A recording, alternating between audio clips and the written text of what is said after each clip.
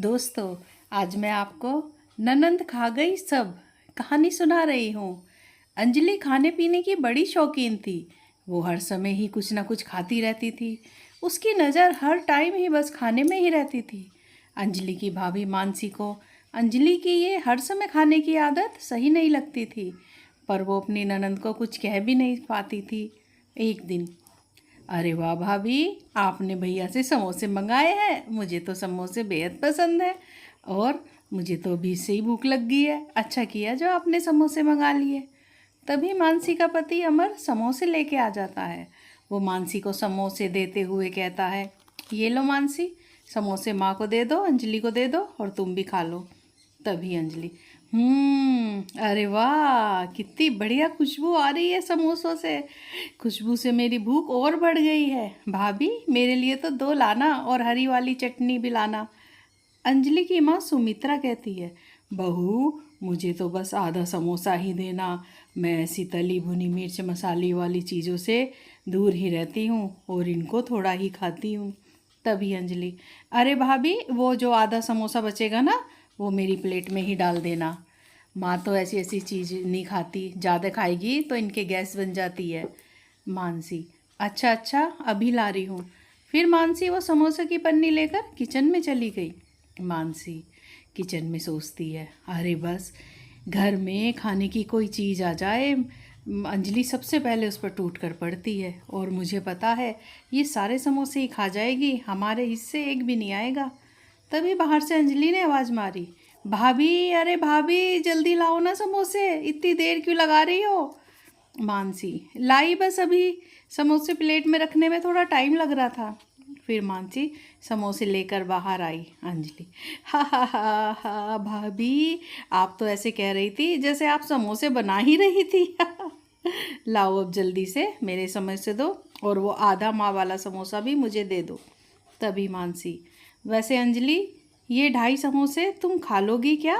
देख लो कहीं ज़्यादा ना हो जाए। अरे वो अभी तुमने थोड़ी देर पहले मैगी भी बना के खाई थी। तभी अंजलि कहती है, अरे भाभी, वो तो बहुत जरा सी थी, उससे तो मेरा कुछ भी नहीं हुआ, मेरा जरा सा भी पेट नहीं भरा। तभी अमर कहता है, अरे अरे दे दो मानसी, अरे समोसे खाने के लिए ही तो लाया हूँ, खाने दो अंजलि को। तभी अंजलि, देखो ना माँ, भाभी फिर से मुझे खाने को लेकर रोक टोक कर रही है। सुमित्रा, अरे मानसी बहू, देखो मेरी बच्ची को ऐसे टोका मत करो खाने के लिए। तुम जब देखो मेरी बच्ची के खाने पर नज़र लगाती रहती हो। देखो बहू, मुझे ये ठीक नहीं लगता है। अगर ये हमारे साथ कुछ साल ही तो है, फिर इसकी शादी हो जाएगी, ये अपने ससुराल चली जाएगी, फिर कभी कभी ही तो आया करेगी ना। तभी मानसी, ठीक है माँ जी, अगर आपको यही लगता है तो मैं अंजलि के खाने पीने पर रोक नहीं करूँगी और फिर आज के बाद से कभी भी अंजलि को खाने पीने को लेकर कुछ भी नहीं कहूँगी। अब इसके मन में जो आए ये वो खाए। फिर मानसी ने अंजलि को कुछ भी कहना छोड़ दिया। एक दिन अमर कहता है, अरे मानसी, ज़रा वो आम तो ला दो। मानसी, जी वो आम तो ख़त्म हो गए। अमर, क्या ख़त्म हो गए? अरे परसों ही तो मैं 4 किलो आम लाया था। अरे मैं ज़्यादा इसलिए लाया था कि 4-5 दिन चल जाएंगे और तुम कह रही हो कि 2 दिन में ही सारे आम ख़त्म हो गए। 4 के 4 किलो बताओ। मानसी, देखिए अब मैंने कुछ बोला तो फिर आप लोग मुझे ही कहोगे, बस इसलिए मैं ना किसी का नाम ले रही ना ही कुछ बताऊंगी। वो कि 5 किलो आम कहाँ गए, बस मैं इतना ही कहूँगी कि आम ख़त्म हो गए हैं और अगर आपको खाने हैं तो कल फिर से ले आना। और वैसे ये भी बता दूँ, मैंने उन आमों में से एक भी आम नहीं खाया। अमर, अच्छा अच्छा ठीक है, अरे मैं तुम्हें थोड़ा ही कुछ बोल रहा हूँ, मैं कल से फिर ले आऊँगा। कुछ दिनों बाद अमर का जन्मदिन आया। उस शाम सब डिनर पर जाने वाले थे। दिन में मानसी अपनी सास और ननंद अंजलि के साथ अमर के लिए गिफ्ट लेने बाजार गई। बाजार में पहुंचकर अंजलि कहती है, भाभी भाभी, वो देखो सामने छोले भटूरे वाला खड़ा है, चलो ना पहले छोले भटूरे खा लेते हैं।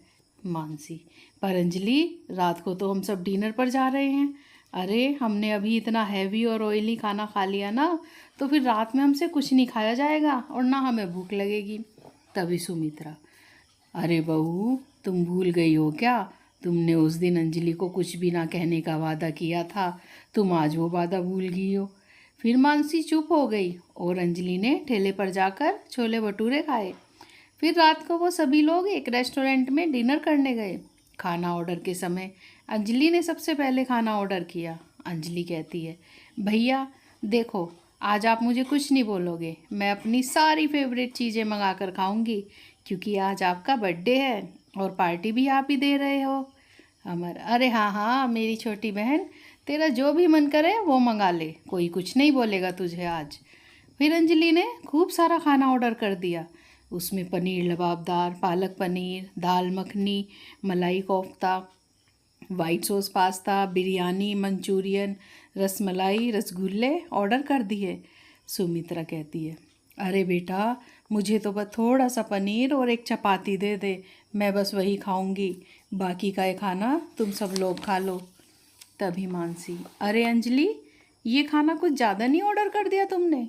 अरे इतना खाना हम खा पाएंगे क्या? मैं तो भाई ज़्यादा नहीं खा सकती। अंजलि, अरे भाभी आप चिंता मत करो, अरे मैं हूँ ना, मैं सब खा लूँगी और फिर और भी ऑर्डर करूँगी। मानसी, अरे अमर तुम्हारी पसंद का तो कुछ नहीं आया, तुम्हें पाव भाजी और इडली पसंद है ना, तो वही ऑर्डर कर दो। अमर, हाँ हाँ अभी ऑर्डर करता हूँ। इधर अंजलि और ऑर्डर कर कर के खाए जा रही थी। खैर फिर अगली सुबह अंजलि के पेट में तेज़ दर्द उठने लगा। उसने सुबह सुबह 4 बजे ही सबको उठा दिया। वो दर्द से तड़प रही थी। फिर सुबह सवेरे ही वो लोग उसे अस्पताल ले गए, क्योंकि उसके पेट का दर्द कम ही नहीं हो रहा था, उसे फूड पॉइजनिंग हो गया था। फिर अस्पताल में मानसी कहती है, देख लिया, अरे जब मैं कुछ कहती थी तो सब मुझे चुप करा देते थे, और डॉक्टर ने यही कहा है कि ये सब कोई बीमारी उमारी नहीं है, ये गलत खाने पीने के कारण हुआ है। देखो अंजलि, पहले दोपहर में तुमने छोले भटूरे खा लिए, फिर रात में तुमने खूब ऊट पटांग ऑर्डर करके खाया।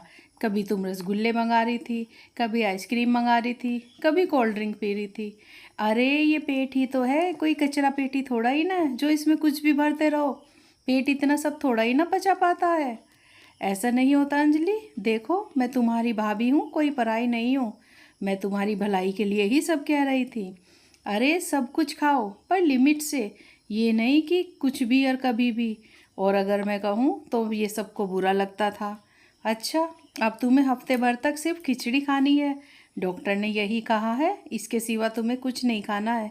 अंजलि, क्या खिचड़ी? अरे वो तो मुझे बहुत बुरी लगती है, मुझसे नहीं खाई जाती वो।